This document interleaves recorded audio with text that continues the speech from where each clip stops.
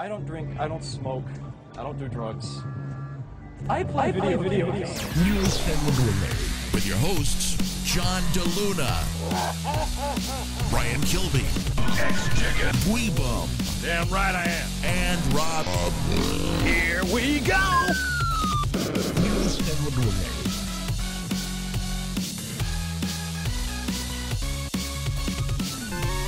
So yes, you are listening to New Soundwave. This is the video game podcast of record for the TF Radio Network. It's just Rob and I this week, but that's okay because it's Fall of Cybertron weekend as we're talking.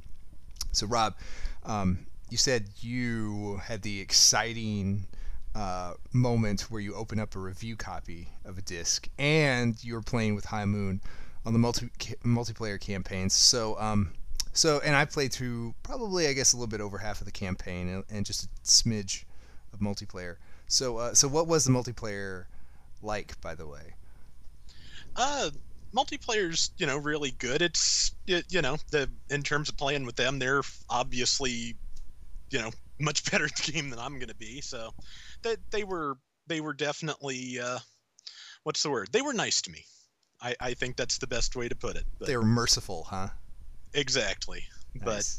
But that also, because it's so far with the escalation mode, it's the only group I've played where we actually used headsets. So I think that's pretty well crucial to that, because if you're not coordinated, you are going to get overrun. Yeah, I would agree. It's War for Cybertron was kind of like that. The game can get kind of crazy really fast. It can get really, really, really fast. One of the things that as far as like the campaign mode that I really liked is I got into the story a lot faster than I did with War for Cybertron. War for Cybertron is a good game, but the narrative it was kind of like a slow boil with the narrative, at least for me. I didn't really get into it for probably like an hour into it. But Fall of Cybertron, I felt they did a much better job of like pulling you into the story right off the bat. So, things start happening, plot twists are pretty quick, you get some big dramatic kind of wow sequences really quick. It just seemed like the game went at a faster pace than it did in the first game. So what were some of your thoughts on the campaign mode? I think it's great, especially compared to War for Cybertron, because like you said, it took a while to get into that. It took a while for it to get going. I know a lot of people are going to miss the campaign co-op, but I really like that this is built around the characters specifically. It makes for much better level design and much better story. And like I said in the review, I think one of the things that stands out to me is that Jazz's stage with the grapple beam is a much better version of anything that Bionic Commando 2009 tried to do. Yes. Nice reference. By the way, you can get Rob's full review, as he said, at tformers.com. So check it out. 2 reviews, one for the multiplayer, one for campaign. So get over there, read up on it. Yeah, I liked Jazz's stage a lot too, and I liked I liked the grappling mechanic. I thought they did a good job of incorporating it. I think they probably owe just a little bit of inspiration, obviously, from the Arkham games. The Arkham games had a very good grappling mechanic, and they borrowed a little bit from it. This is a much more simplified, I think, version of that, less nuanced, but it doesn't need to be nuanced. It's fun. It makes his stages satisfyingly different, gives it a different feel, and that's another thing that I really liked about Fall for Cybertron is all the characters. They feel on character.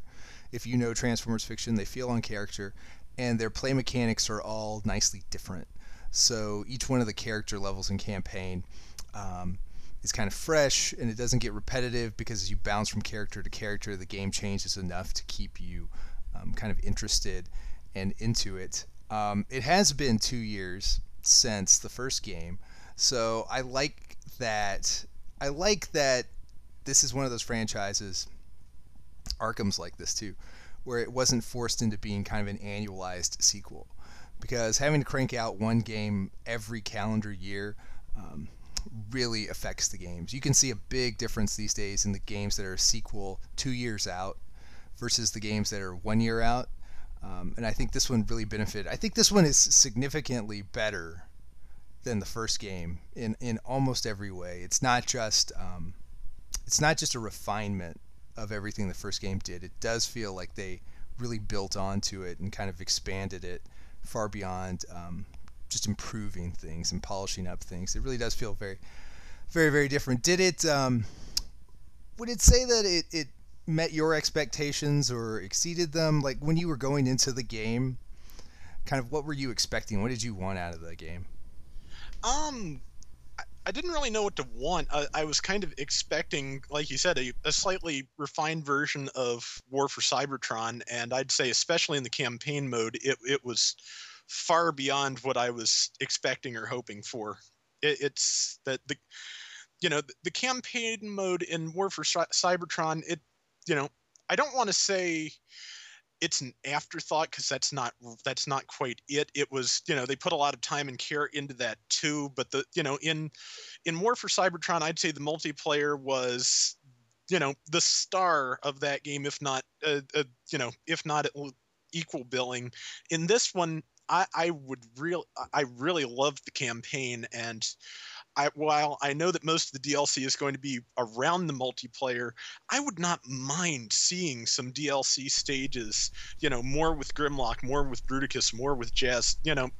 There's so many characters in there that control so differently that you could build more levels around and do more with. And, I know when we get around to the next one, which I sure hope this one sells well enough for there to be a next one, we will get more of that and improvements on that, but I could deal with more of this in the meantime very easily. Totally agree. I also think this is another one where they could probably take inspiration from the Arkham series, where their DLC were character chapters. So I would love some additional character chapters and kind of side quests and things like that with the characters. It does seem like this time around they did kind of see a lot more potential in the fiction, and so the campaign they took it for, because Transformers has such a rich toolbox of things to tell stories with, and the first game really was your traditional shooter where it's 60-40, 70-30 multiplayer to campaign. It's that kind of thing. We do a story because we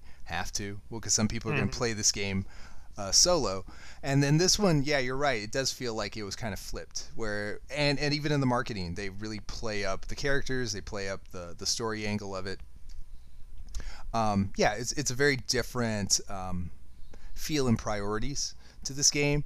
So let's get and by the way, again, check out Rob's full review at tformers.com. Let's dip our toes into kind of Transformers fiction as a whole, though. So this is part of what many people call, I don't know if it's official or not, the aligned continuity. So right now what this means is, for those people who don't know what that is, it is essentially a master continuity that started officially, unofficially, I'd probably say about 2.5, 3 years ago, or at least Hasbro started talking about it about that time. Taking all the different media and all the different ways that Transformers are sold and the story is told, and putting them all in one continuity, more or less. The two video games, the two Cybertron games, are part of that continuity. The current cartoon is also part of that continuity, somehow. So that's what I want to talk about. So both you and we're pretty knowledgeable about Transformers. This is 2 games in.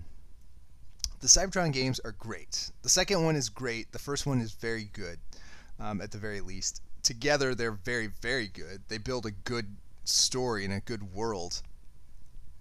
I still can't wrap my head around how that equals the current cartoon. How that essentially ties into anything kind of remotely movieverse. Speaking. So I mean, what's your take on the aligned continuity and how this works? I mean, do you think they've built something here with like real stretching ability, real potential, or is it kind of is what it is when it comes to the games? I mean, what's your take on the world that they're building right now?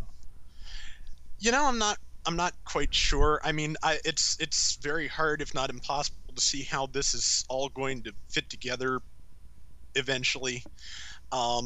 At the same time, I kind of like that, because one of my fears when the term aligned continuity was starting to get kicked around was that things would get too rigid, because I really enjoyed back in the old G1 days that the comic and the cartoon were both very different worlds, and I was afraid things like that and different takes on Transformers world would not be as possible if Hasbro was really keeping a tight leash on the continuity.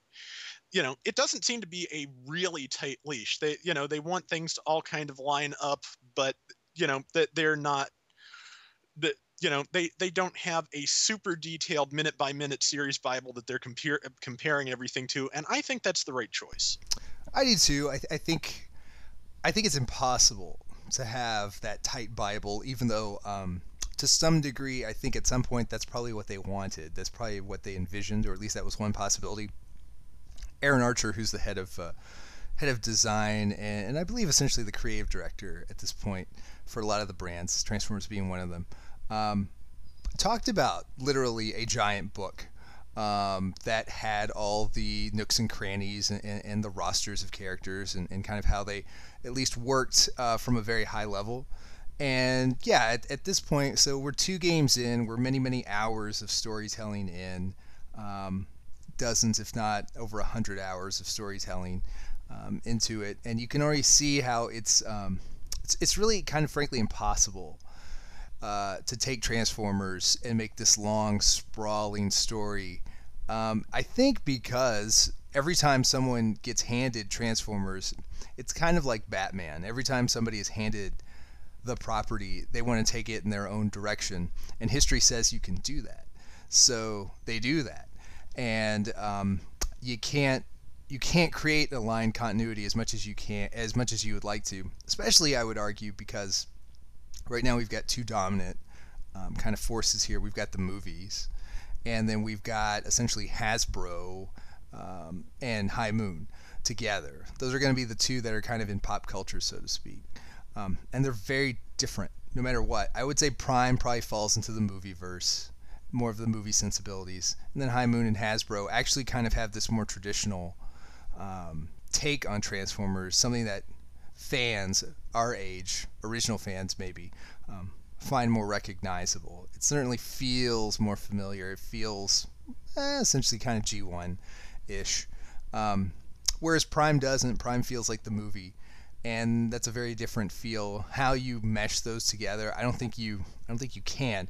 I'll be interested to see if they take the 3rd game and how much they try to do that, or if they even bother at that point. Because so if we project out, the 3rd game would in theory be 2 years from now. The next movie, Transformers 4, is next year. Is it next year? I think so, either next year or the year after. Yeah, I think it's in fact, I think it may be the year after. So I think I've had this conversation with other people before. So Hasbro's actually got a very long they've got a very long dry spell between movies to kind of cope with and try to figure out what to do with. So unless they want to delay the game even further, and I don't think they want to do that, or rush it to next year, and I don't think they want to do that, they're going to fall around the same time frame. Certainly, no matter what they do, Cybertron 3 and movie 4 are going to be close enough together to be associated somehow with each other, or be within each other's gravity field. It's going to be interesting to see how they how High Moon either completely ignores the movie or feels heavy pressure to somehow speak just a little bit, even indirectly, to that world, that continuity. I don't know. I mean, we'll see what they do along the way. So do you think, what would you want, Rob? What would you want? Would you want them to essentially ignore any kind of baggage or reference that the movie verse may cause to kind of keep this feeling of an aligned continuity? I mean, would you rather them just ignore it and just kind of do whatever they want? Or is it kind of interesting to think well, at this point, the aligned continuity may become some kind of weird puzzle, and maybe they can try to crack it. I mean, what's your take on that?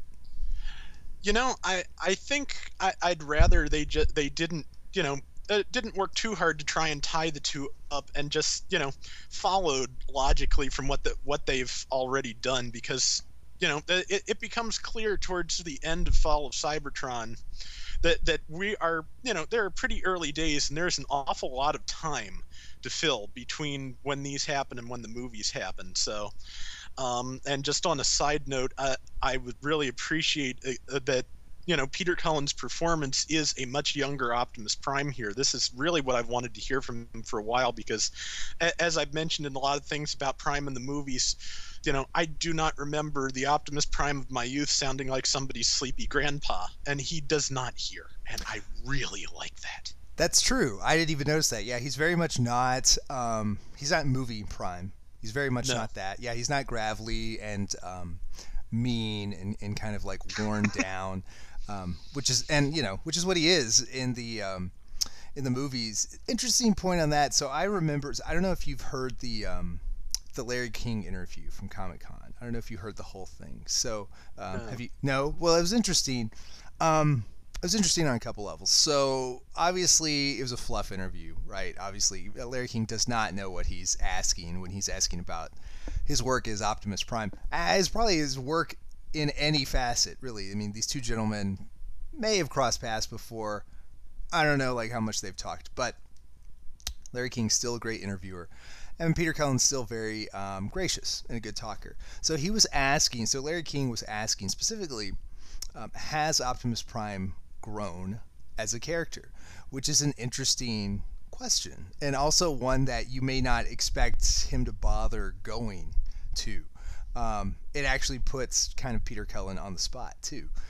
So have you been paying attention to the character as it's written for you? Peter Cullen had a long pause after he was asked that question, a very long pause, and then he said, "Yes, I think so. I think he's become a better leader. I think he's become stronger," and he kind of left it at that. What that says to me is really, well, one, obviously Peter Cullen doesn't study the character, but in a lot of ways, Optimus Prime has not grown. Optimus Prime has not changed. Optimus Prime, when it's given to Peter Cullen, has been pretty one note, and probably been pretty much deferential to whatever Peter Cullen wants to do. So essentially, it's here's the script, you're Optimus Prime, go do your thing. If the character had been really written significantly differently in the times that Peter Cullen's been handed a script, he probably would have had a better answer. He kind of gave a generic answer, one that he probably knew wouldn't be wrong. Mm-hmm. But yeah, you're right. This is an example where Optimus Prime is different. So he wasn't John Wayne, so to speak, and he wasn't the just kind of one-liner machine that Michael Bay writes him as. No, he was different, and it does speak to the character in a very different point of time. So I do like that. I mean, Optimus Prime should be a character. That's one reason why I liked animated Optimus Prime. Animated Optimus Prime was very different. He was a rookie, and he was vulnerable, and it was not the fact that his name was Optimus Prime didn't pigeonhole him into a character type, and that's good. Even Megatron hasn't been like that, and I guess recently we've seen Starscream kind of written in a variety of ways, acted in a different way here and there, and it's all better for it. So yeah, I gave it a definite thumbs up. Rob, it sounds like you did too. Oh yeah. It's great, and if you weren't thrilled with War for Cybertron, I would at least give this a try. It is a much better game, and I think you may be more pleased with it than you were that, especially if you were not thrilled with the campaign mode. This is an entirely different animal and a much better game. I would agree with that. Other thing too is like the demo didn't do this game justice. I don't think the demo. It's completely different than the demo. If you didn't like the demo, or if you thought the demo was, it's War for Cybertron again, yeah, it was. But the demo it's nothing like it. Nothing like it. So yeah, there's always that problem with demos, and I see it a lot with sequels, that they don't want to give you their A material, but at the same time they really need to grab you, and it's interesting to see with which companies and which games what wins out. And I really wish they'd have gone just a little bit bolder with the demo. I think it would have served them very well. I agree with that. I mean, shouldn't the demo be like really a taste test? So I mean, it should be pretty thoughtful. Like if you're building a game, you should stop and think. The demo isn't just here, kick the tires on the gameplay. Try a few of the weapons, a few of the gimmicks. It really should be an indication of what the full game is at its heart. So yeah, you're right. I mean, like Fall of Cybertron is a game for the campaign. Like that's where the campaign shines. And the demo didn't really sell the narrative. It didn't really sell the idea that this is going to be a rich one-player experience that's very different from the first game. It was just a demo. So yeah, it didn't do a good job of selling. Of course, I guess some demos have different priorities, different things that they want to get across. But for me, like I said, for me the bottom line is the demo has to be a demonstration of what the game is trying to be at its heart. Not just the mechanics of it. So yeah, interesting stuff. Rob, have you been playing anything else lately? Not too much. Been fiddling around with Minecraft some more, and the only other thing I've played since the last time we did this is Castlevania Dracula X Chronicles. I found that dirt cheap at Kmart, and the new dub of Symphony of the Night is really nice. They redubbed the whole thing so it's a little bit less cheesy. They wrote a new script for it, and also they re-included a couple of things that were cut for the American version, which are not super crucial, but it's nice to have the whole experience. And it's if you have a PSP, if you still have a PSP, it's worth tracking down and trying. Cool, definitely. Hey, quick thing on Castlevania 2. Okay, so Castlevania I hold up as one of the great franchises in video games, but it's kind of like Mega Man is to a lesser extent this. The only reason Mega Man gets off a little bit is because Capcom has used him more recently, in more recent past. What do you think it is with Castlevania? Why do you think Castlevania has fallen a little bit out of the spotlight and kind of lost a little bit of support as far as like in the modern age versus maybe some of the other games that have, even like say like Metal Gear Solid. Now I know Metal Gear Solid has had some like genre defining moments, or creating new genres almost, but as a property, especially these days when you think about it, vampires and zombies and things like that have become a real popular trope. Why do you think Castlevania hasn't had the same juice as maybe some of the classic franchises? What do you think has happened to it? What's Konami done to it or hasn't done to it? Well, I've, in terms of bringing it into the modern age, as far as I can tell, Lords of Shadow is starting to do that. I'm not 100% thrilled with how they're doing that on a couple of levels, but it's what had to be done eventually if they wanted to have a big mass market success again, because the problem that Castlevania had for the last decade is that nobody has really quite known how to do it in 3D. They have not. They have tried a great many ways, but they never came up with a formula that really people seem to enjoy prior to Lords of Shadow. In a way, as much as the 2D games I think are excellent, I think that trying to turn that into a 3D experience, just a one-to-one translation, it doesn't work. They're just, and in certain ways that it was hampered because there were a lot of series, Devil May Cry for one, that kind of beat it to the punch in terms of what you might want to do when turning Castlevania into a 3D game. So from what I've seen of Lords of Shadow, there are a lot of similarities there, so that makes sense. I'm really kind of interested to see how the 3DS spin-off turns out, because they're promising something that is a little bit more akin to a traditional Castlevania-style game. So I'm really kind of curious to see if they can make that work for the first time in 3D, or if they'll fall into some of the traps that the previous attempts to do that have done. Yeah, interesting. I hope it really makes it. Bionic Commando is another one where they made like a concerted effort to bring it back, and it kind of fell on its face for a variety of reasons. It didn't do so much. But it is sad when you think about. It's a shame when you think about some of the franchises, Castlevania to a little extent, to a lesser extent than say Bionic Commando, it's kind of failed to latch on to some of the new technology and kind of stay, top of mind and have big releases and the kind of games that people really talk about right now. The good thing about Castlevania is, and you're one of them, it has a devoted fan base, right? So it still has that cult following, so to speak. That will always give it a shot, but it's interesting that's one of the properties that's kind of like I fallen into the shadows just a little bit. I loved Castlevania games growing up, so I don't know what they can do with it. Another franchise that I feel like it hasn't gotten its fair shake in the modern era has been Punch-Out. So I think Nintendo really could have done a lot more with Punch-Out than it did. It got one game on the Wii. It's had one game on the Super Nintendo. That's a franchise that is wonderful. Every time they do something with it, it's been great. But the support's not there. And so, you kind of wonder what happened to it and where it's going.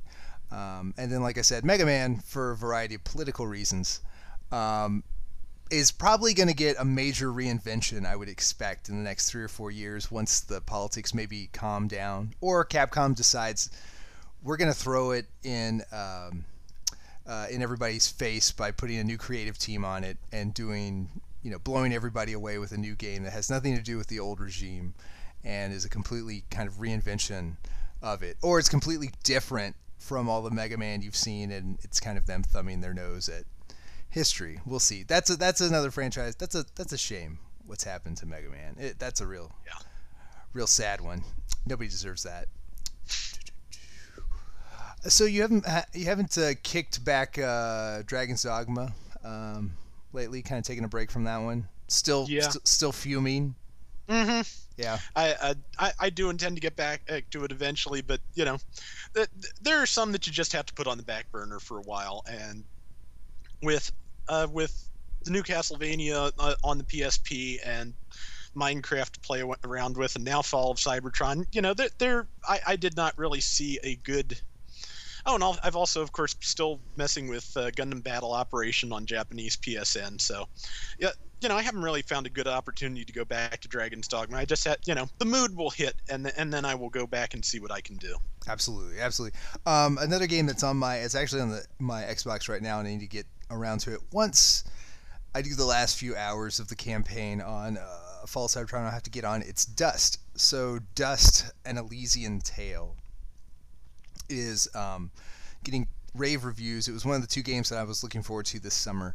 It's essentially a side-scrolling platformer with a very elaborate RPG-inspired leveling system and combat system that is, I guess it would be, I don't know what to compare the combat system to, but essentially it's heavy on combos, and as you gain abilities, you gain the ability to string together more complex attacks, longer combos, more fanciful combos. Combat system is kind of like, think of it as like Streets of Rage on steroids. It's kind of like that. It takes the auto combo kind of mashing to get a combo system. And it combines it with an RPG element of leveling up. It looks beautiful. It sounds great. It's getting great reviews. It's Dust. It's on the Xbox. It's about $15 now, but I'm sure it'll go on sale pretty quick. They always do. There's always a sale. It got a perfect score on Giant Bomb. I think it averages about 8.5 out of 10. So I'm looking forward to spending some time with that.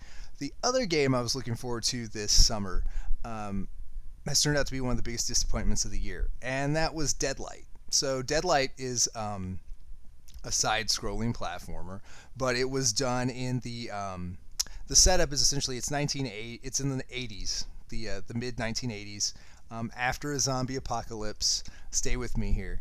It's not don't let your eyes glaze over yet. After a zombie apocalypse, and some time has passed, so the world is essentially kind of decimated, and think I Am Legend, maybe a little bit before it's that desolate, but that kind of action.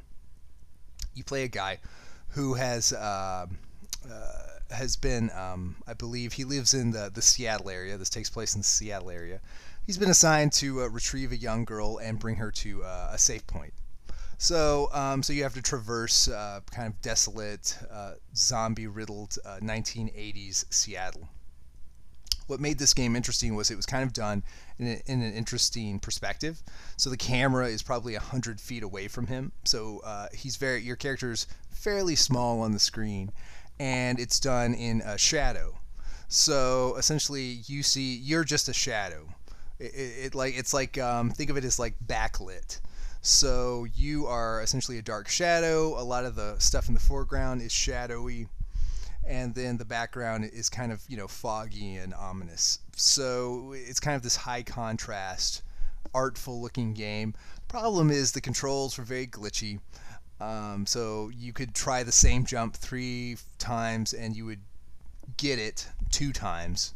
And it wasn't because your positioning was bad. It wasn't because your timing was bad. It was because the game 2 out of 3 times decided that you did it. And so the 3rd time, you just didn't make the jump. So that's no good. So, shout outs to beta testing. So it was glitchy like that. And then the story looked great in trailers, looked great in demos, but apparently after about an hour, you realized how bad the voice acting was and how vapid the script was. And it lost a lot of people along the way. It essentially turned into, from what I've read, a bad 80s horror movie. So it's gotten mediocre scores. And the big thing there is, I can tolerate a bad story. I'm a huge Resident Evil fan, so I can tolerate terrible stories. The gameplay is no excuse, though, especially in modern times. You can't have like glitchy, kind of roll the dice gameplaying, especially in a platformer. Yeah, if owning the NES has taught our generation anything, it's that platformer controls have to be really tight, or you are in for a lot of frustration. Absolutely. I'm trying to think if there's any. The first couple Sonic games can be like that, so they can actually be, by today's standards, kind of floaty, and Sonic has a bad habit of drifting a little bit.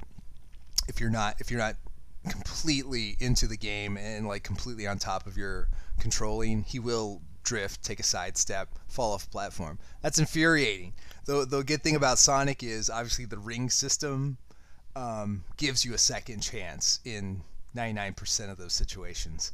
But a game like this, you're dead. So that's it's frustrating. Unless it's Dead Souls, I don't think anybody wants instant death like that. But 1 out of 2, not bad. Dust looks like it's a sure winner on the Xbox Live.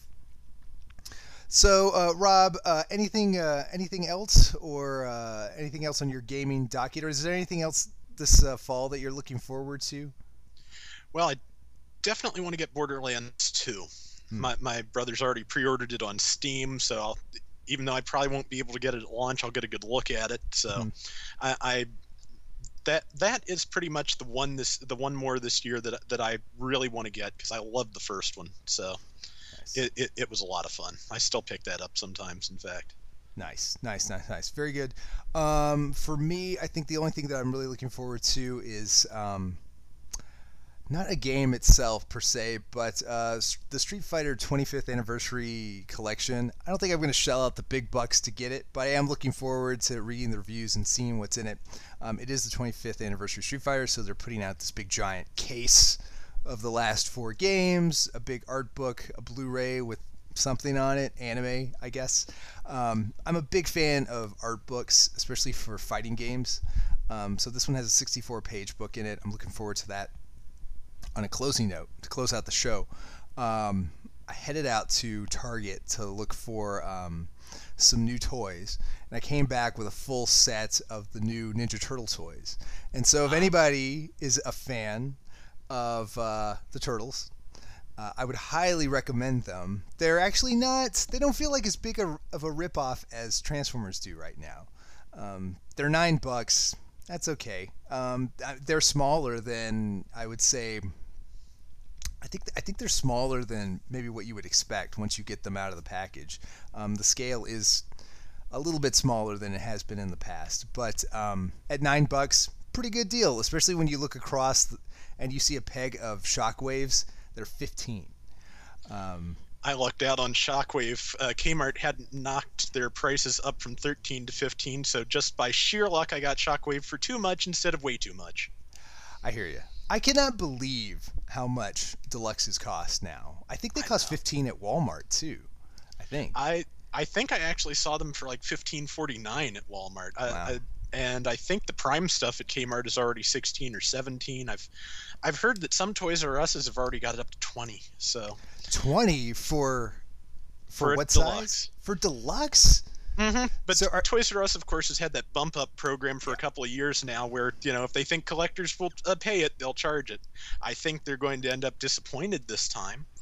But it's a shame because if the new deluxes are smaller, but they are simpler in ways that I am coming to appreciate, having recently sold my War for Cybertron Optimus Prime in favor of Fall of Cybertron Optimus Prime, and spent the 20 minutes it took me to transform the first one.